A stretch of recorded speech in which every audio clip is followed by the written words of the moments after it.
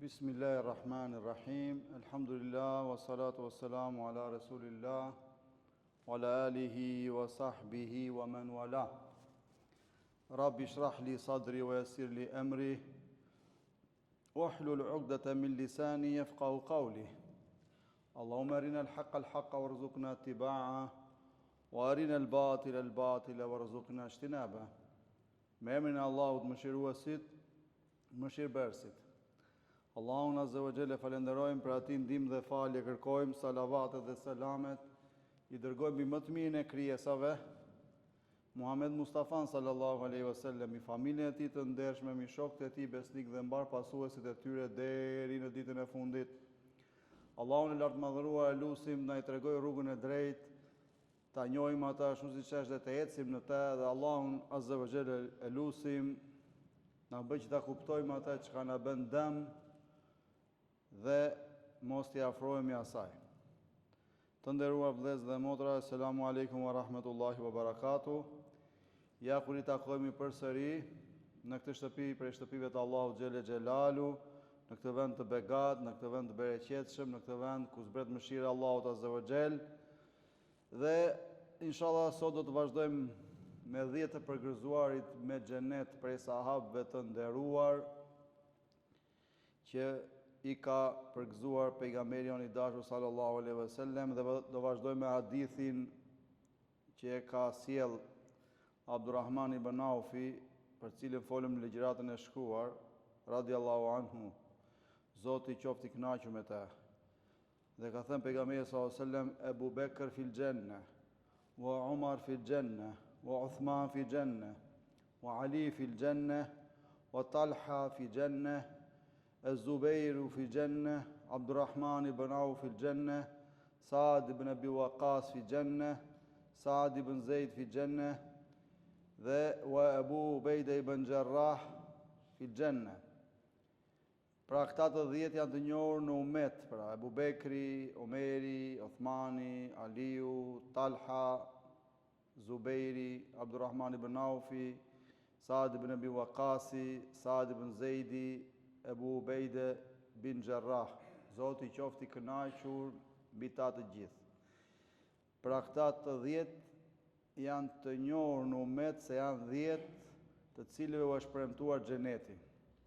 Dhe i dërguari i Zotit sallallahu alaihi wasallam dëshmoi për këtë, dhe hadithi gjendet në librin e Imam Ahmedit, në Termidhi, Ibn Majah, dhe Sheikh Albani e ka bërë të saktë, pra e ka përmbledhur tek libri i tij Sahihul Jami', pra tek përmbledhja e haditheve të sakta. Dhe sot do të flasim për Talha ibn Ubejdillah, Zoti qofti i kënaqur me të. Talha ibn Ubejdillah është nga familja bin Uthman, ibn Amr, ibn Ka'b, ibn Sa'd, ibn Taym, ibn Murrah, ibn Kaib, dhe vazhdon derisa takohet në prejardhje me pejgamberin sallallahu alaihi wasallam.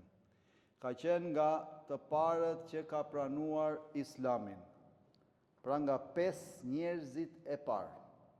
Ka lindur 15 vite para shpalljes, përpara se të vi shpallja pejgamberit sallallahu alaihi wasallam. Dhe ka qenë ndër të parët që ka bërë hijret, ka mërguar, emigruar për hir të Allahut.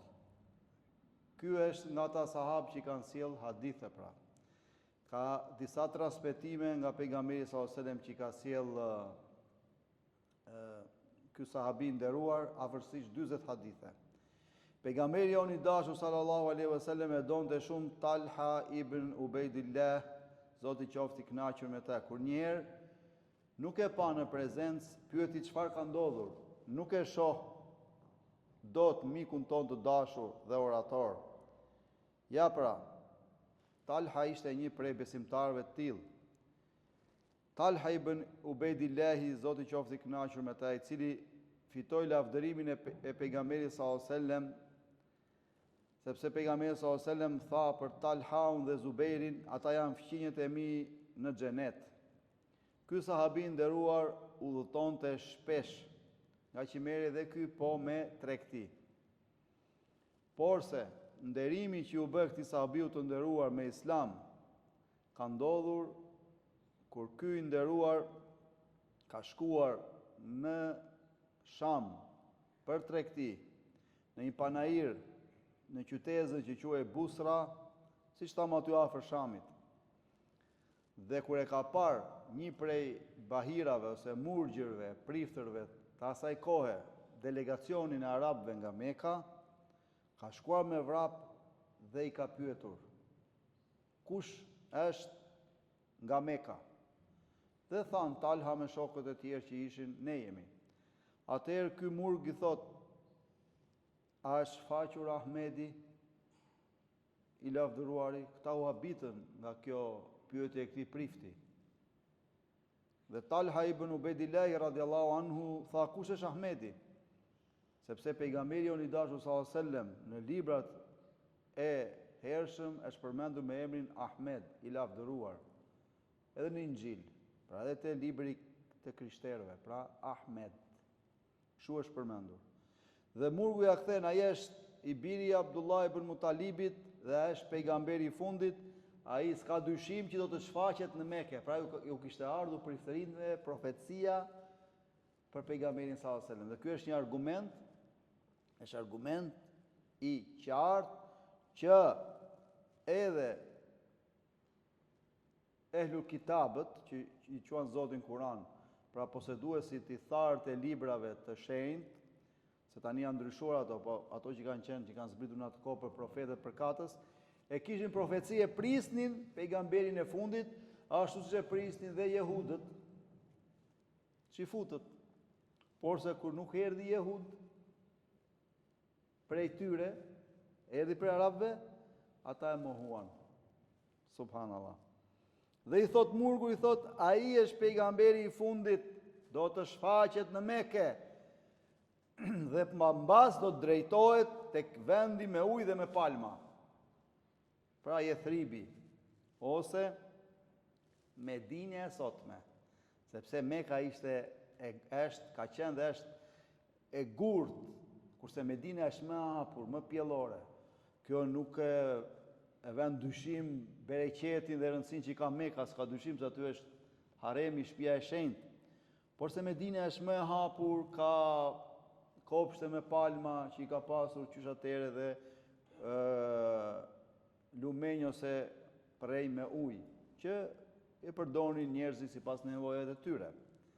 Dhe i tha që ai do drejtohet tek vendi me ujë e me palma. Pra e parashikoi tamam atë që i ndodhi pejgamberit sallallahu alajhi wasallam, sepse librat e tyre flisnin për këtë gjë, profeci subhanallahu, që më para hershëm. Dhe Talhaj pasi e mbaroi punën shpejt, ngeli i çuditur dhe u nis dhe u kthye në Mekë. Dhe sa po mbritin në Mekë, aty dëgjoi që Muhammed sallallahu alajhi wasallam e kishte shpallur haptazi pejgamberllahun e tij.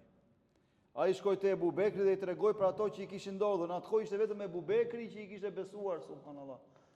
Pejgamberi sallallahu alajhi wasallam, hapat e parë. Dhe pastaj kërkoi për Ebu Bekrit që ma sqaro këtë, si është kjo punë, si është kjo, dhe Ebu Bekri kur e dëgjoi për këto gjëra e çoi te pejgamberi sallallahu alajhi wasallam dhe ai u bë musliman. Dhe kur Talha ibn Ubaidullah po i tregonte për ato që i kishte thënë murgu, subhanallahu, pejgamberit Zotit sallallahu alajhi wasallam, i dërguari Allahu sallallahu alajhi wasallam vetëm buzëqeshte sepse ai e dinte. Pra buzëqeshte për këto që po i thoshte Talhau. Tani në zemrën e Talha ibn Ubaidullah radiallahu anhu ishte ndezur drita e besimit. Me njëherë tha shahadetin dhe u nderua, u bë musliman. Dhe Talhau e shfaqi hapur besimin e tij tek mushrikët kurejshit, sa që kjo e bëri që ata ta mundonin, ta turturonin shumë, pra politeistët e Mekës. Edhe pse i përjetoi gjithë këto vështirësi, prap nuk hoqi dorë nga besimi. Ai rezistoi me durim kundrejt torturave që i bën. Dhe në këtë mënyrë ati u forcua besimi edhe më shumë. Talhaj ishte shumë trim. Ai dha pasurinë dhe jetën dhe çdo gjë të tij për të shërbyer Islamit. Talha ibn Ubaidillah radiallahu anhu mori pjesë në të gjitha betejat përveç në Bedër.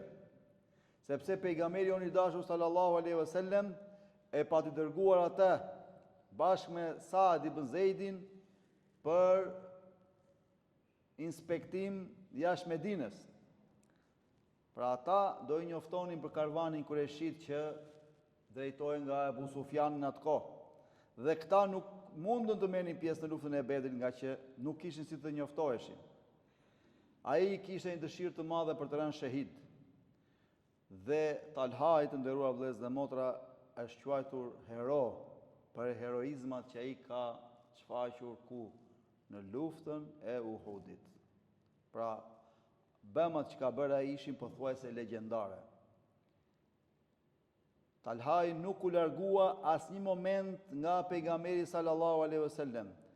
Ju të gjithë e dini se ne kemi përmendur ndodhin në Uhud. Dhe shkurtimisht do t'ja u rikujtoj. Ajo që ka ndodhin në Uhud, ku qafirët kurejshit, mushrikët kurejshit, ishin mbledhur nga të gjitha anët për t'u hakmar për humbjen që pësuan në Bedër, kundrejt muslimanëve. Dhe kështu muslimanët u ballafaquan në Uhud. Dhe dini historinë që pejgamberi sallallahu alajhi wasallam i pati këshilluar një grup shigjetarësh që të rinë te kodrina atje dhe mos të lëvizin për aty, edhe nëse fitojnë muslimanët apo nëse humbin. Por dijeni se kurejshitëve ju printe një komandant legjendar, për cilin e kemi folur, dhe ai më pas do të bëjë musliman, Zoti qoftë i kënaqur me të, pra Khalid ibn Walidi radhiyallahu anhu, dhe kur nisi betejë frytshëm, sado mushrikët kurejshit ishin më të shumë në numër, muslimanët i vunë përpara, ecën muslimanët, i vunë përpara. Dhe shigjetarët e pan këtë situatë dhe një grup e tyre thanë, të largohemi, të shkojmë të mbledhim plaçkën e luftës se e fituam luftën. Një grup e tyre tha, jo, ne na ka thënë i dërguari i Zotit do të rrim këtu, edhe nëse fitojmë edhe se humbim. Dhe kështu ata nuk u morën vesh, dolën, zbritën poshtë dhe një prej atyre kurejshitëve mushrik tha, e humbëm këtë luftë. Ende jo, tha Khalid ibn Walidi radhiyallahu anhu, që ishte në anën e kurejshitëve në atë kohë, dhe siç e dini historinë, aty pastaj i vunë muslimanët, i ra rreth e përqar kodrës Khalidi dhe i vunë muslimanët në mes dhe filluan pastaj që e dini që u humb betejë dhe në këtë luftë ka shfaqur heroizmin e tij Talha ibn Ubaidillah, Zoti qoftë i kënaqur me të, sa që nuk e ka lënë pejgamberin sallallahu alaihi wasallam ta godisnin mushrikët, por se e ka mbrojtur edhe me trupin e tij, sa që ka marrë shpata nga të gjitha anët, ja kanë bërë trupin vrima, dhe ai prap nuk është dorëzuar, ai kishte dëshirë që të binte shahid dëshmor, ai qëndroi fuqishëm kundër sulmeve të politeizëve dhe bëri trupin e tij siç thamë mburoi për pejgamberin sallallahu alajhi wasallam dhe tregon Saad ibn Abi Waqqas radhiyallahu anhu për atë ditë kur ne po shikonim rreth e rrotur të dërguarit të Allahut sallallahu alajhi wasallam, thot pash Talha ibn Ubaidillah që qëndronte pranë pejgamberit sallallahu alajhi wasallam dhe kishte bërë trupin e tij mburoi për të. I gjithë trupi Talhas në atë kohë ishte bërë vrima nga goditjat e shpatave dhe shigjetave. Por ai kundrejt këtyre goditjeve vazhdoi duke qëndruar fort dhe luftonte. Pasi ky trim mori 2 goditje të forta, ra për tokë. Dhe kur e pa i dërguari Allahu sallallahu alajhi wasallam në atë gjendje, i tha Abu Bekrit që të shkonte me njëherë ta ndihmonte. Abu Bekri me njëherë ja ngriti kokën, të cilit i kishte rënë të fikt, dhe ja pastroi dhe ja lau fytyrën me ujë. Pasaj kohë Talha ibn Ubaidillah radhiyallahu anhu erdhi në vete dhe pyetja e parë që bëri, a dini cila ishte nderuar vëllezër dhe motra? Çfarë po bën i dërguari Allahu sallallahu alaihi wasallam? Ku është i dërguari Allahu sallallahu alaihi wasallam?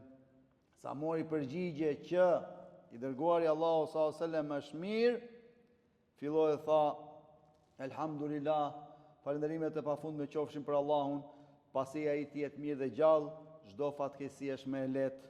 Pra me këto fjalë shprehu dashurinë që kishte ndaj pejgamberit ton të dashur sallallahu alaihi wasallam.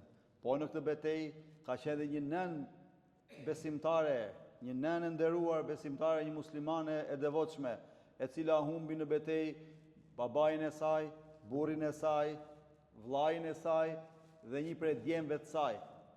Dhe kur i erdhi lajmi, tha përderisa është pejgamberi sallallahu alajhi wasallam gjallë, dhimbja ime është më e lehtë, tha subhanallah.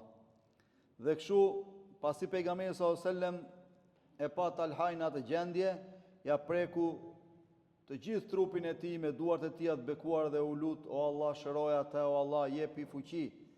Dhe pas një kohe Talhai u ngrit në këmbë dhe e mori veten dhe filloi përsëri të luftonte, subhanallah, dhe nuk u ndan asnjë moment nga pejgamberi sallallahu alaihi wasallam, saqë e mori në kurrizin e tij dhe uli në një gur pejgamberin sallallahu alaihi wasallam në fund të malit të Uhudit. Se thuhet që në atë betejë pejgamberi sallallahu alaihi wasallam u plagos dhe ja thyen dhe një dhëm kureshitët mushrik.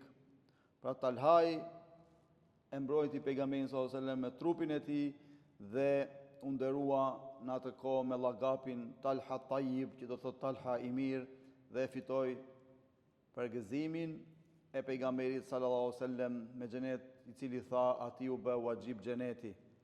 Talha ibn Ubejdillah radiallahu anhu mori pjesë në të gjitha luftrat që u bën deri në çlirimin e Mekës.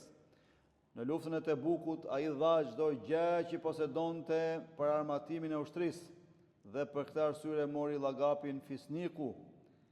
Heroizmat që Talha ka shfaqur ditën e Uhudit nuk rinte pa i përmendur dhe nëna e besimtarve, Aisha radiallahu anha, e cila transmeton siç vjen, që thot, kurdo që përmendej dita e Uhudit në pranitë e Abu Bekrit, ai thoshte, e gjithë kjo ka qenë dita e Talhës, e gjithë kjo ka qenë dita e Talhës. Pra një shembull për bujarinë dhe fisnikrinë e Talhës radiallahu anhu, sepse transmetohet po ashtu nga djali i tij.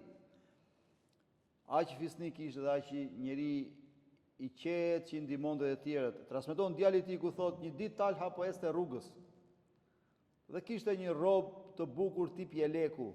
Dhe një burr afrohet dhe ja merr atë, ja xhvat dhe largohet me vrap. Disa njerëz që gjendeshin aty varpuan dhe ja morën rrobën atij, ndërsa Talhai ja dha përsëri dhe kur e pa gjendjen e atij burri i tha, merre se ndoshta ke nevojë. Dhe e qetësoi dhe e këshilloi që mos vidh dhe tha, më vjen turp në Allahu që ta kthej duar bosh dikë që është në nevojë, pavarësisht se ai kreu një veprim jo të hishëm, jo të duhur. Dërsa Aliu radiallahu anhu në lidhje me Talhan ka thënë, ja pra, ky është Ebu Muhammed, Talha ibn Ubejdullahu.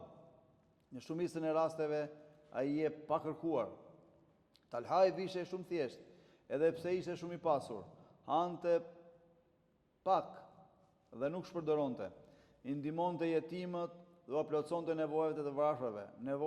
Nevojtarët e Beni Temit jetonin në sajtë të ndihmave të tij. Talhai i ndihmonte gratë e veja saqë u pagonte borxhet atyre që ishin zhytur në borxhe. Pra i ndihmonte. Borxhinëve ja u paguante borxhin, ja u shlyente borxhin. Sa lumturi e madhe është të jetosh me shembuj të tillë, pa pasur lakmi në zemër, duke qëndruar larg urrëties, mendje madhësisë e smirës, duke bërë një jetë të pastër e të lirë. Talhai ka rënë dëshmor në betejën e Deves dhe Aliu radiallahu anhu qau shumë kur e dëgjoi se Talha ibn Ubejdullah kishte rënë dëshmor dhe tha, o Talha, shpresoj që unë dhe ti të jemi prej devotshme, prej fatlumve që përmenden në ajetin Fisnik në surën Hijr ajeti 47, ne kemi nxjerrë urrëtie nga zemrat e tyre, ata do të rinë ulur si vëllezër përballë njëri tjetrit në divane pranë xhenet. Në zemrat e njerëzve që do të jenë prej banorëve të xhenetit nuk ka urrëtie, smirë dhe armiqësi. Njëra prej shenjave të një muslimani i devotshëm është se ai nuk mban urrëtie. Talha ibn Ubejdullahu ishte prej tyreve. Allahu xhël xhelalu nuk la pra urrëtin në zemrat devotshme. Aliu ka thënë, shpresoj që Uthmani, Talha, Zuberi dhe unë të jemi prej këtyre devotshme. Talha ibn Ubejdillah radiallahu anhu, siç tham, ishte prej 10 të përgëzuarve me xhenet. Do me thënë ishte një prej 10 sahabëve që u përgëzuan me xhenet në këtë dynja. Ai ishte prej herojëve të parë që hyrën në Islam. Ai ishte për atyre që u zgjodhën ashabu shura, që do thot shokët e kuvendit. Ky shura, ky kuvend, ky këshill luajti rol të rëndësishëm në zgjidhjen e halifit, pasi vdiq pejgamberi sallallahu alaihi wasallam, dhe ta quajmë të kuvendi konsultimit. Ky kuvend përbehej nga 6 antar. Edhe Talha u zgjodh si një antar i këtij kuvendi të rëndësishëm. Talha ibn Ubejdillah radiallahu anhu ka jetuar në kohën e 3 halifëve, pra të Ebu Bekrit, Omerit dhe Othmanit, radiallahu anhum xhamian. Zoti qoftë i kënaqur me ta. Të gjithëve ja u pati dhënë besën kur ata morën pushtetin. Dhe pati dhënë mendime, saqë kur ndodhi një luftë e madhe në kohën e Umerit radiallahu anhu, pra me persët. Me persët. Dhe në atë kohë komandanti i ushtrisë perse ishte një person i quajtur Rustum. Dhe ato ishin shumë të fuqishëm. Pra në atë kohë ishin 2 perandori që sundonin, persët dhe romakët. Dhe persët kishin domethënë pjesën e Irakut, një pjesë të pashkuar në Siri, se pjesën e Sirisë kishin romakët, dhe u përballën muslimanët me një luftë të madhe kundrejt tyre. Dhe Umeri deshi vetë që ta drejtonte ushtrinë e muslimanëve në atë kohë. Por Talha ibn Ubejdillah radiallahu anhu ja jep një këshill dhe i thot: o prisi besimtarve, unë të këshilloj që ti mos i pri ushtrisë, se ja ndodhi kaderi i Zotit që do vritesh, muslimanët do ngelen pa halifë dhe do demoralizohen. Pra do demoralizohen. Dhe Umerit i pëlqeu ky mendim dhe zgjodhën komandant Saad ibn Abi Waqqas radiallahu anhu, i cili një sahabi i nderuar, po ai edhe është nga 10 të përgëzuarit me xhenet. Ai u zgjodh komandanti i muslimanëve dhe muslimanët e fituan këtë betejë kundrejt Rustumit me bindjen e fortë tek Allahu xhele xhelalu, me besimin e atij të fortë. Allahu ju dha sukses dhe siç tham, i kësaj ushtrie i priu Saad ibn Abi Waqqas radiallahu anhu, i cili ka qenë daja i pejgamberit sallallahu alaihi wasallam, dhe për këtë do të flasim në ligjëratën e ardhshme inshallah. Pra ky ishte Talhau, të nderuar vëllezër dhe motra. Ky ishte ky burr i mençur, fisnik dhe i shquar me heroizmat e tij që e bën ditën e Uhudit të quhej dita e tij. Dhe ky burr, siç tham, ndroi jetë në ngjarjen e deves rreth moshës 60 vjeçare dhe namazin e xhenazes ja fali Aliu radiallahu anhu. Zoti qoftë i kënaqur me të dhe mbi ta të gjithë. Dhe ky ishte ky sahabi i nderuar.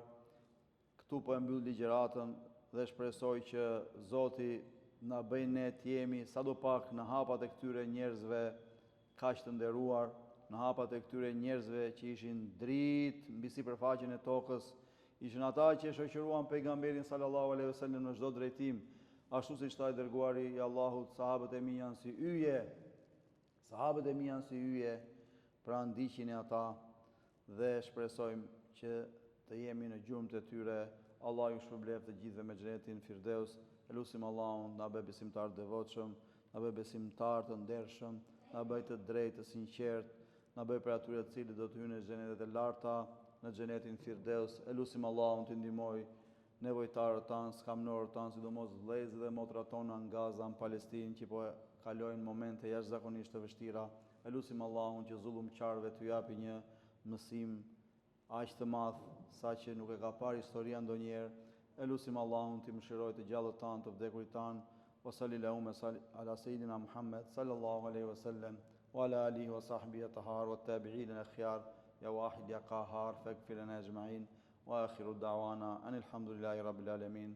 Dhe lutja jonë e fundit është të gjitha falënderimet janë vetëm për Allahun xhele xhelalu, Zotin e botrave. Allahu ju shpëlbeft të gjithëve për vëmendjen dhe inshallah do të shihemi ligjëratat e ardhshme. Assalamu alaikum wa rahmatullahi wa barakatuh.